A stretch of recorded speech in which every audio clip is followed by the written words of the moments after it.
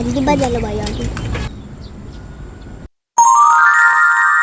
Hello mga mi! Welcome to our mini vlog. For today's video, walang pasok, April 1, bago ang lahat, kailangan muna natin ligpitin ang ating higaan para gumaang ang ating buhay. At para makakilos tayo ng mabuti dito sa ating kwarto, kailangan natin ligpitin muna itong ating kama at ating mga kumot.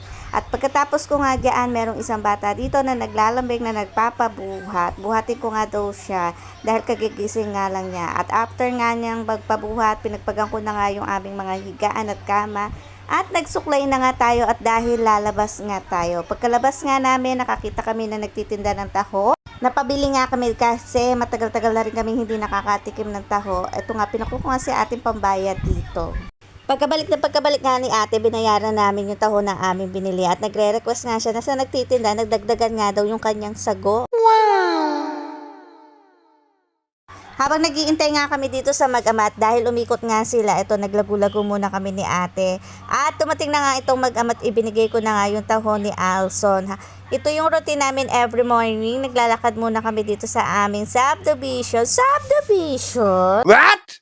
Inaya ko na nga ito maglakad, itong batang makulit na to.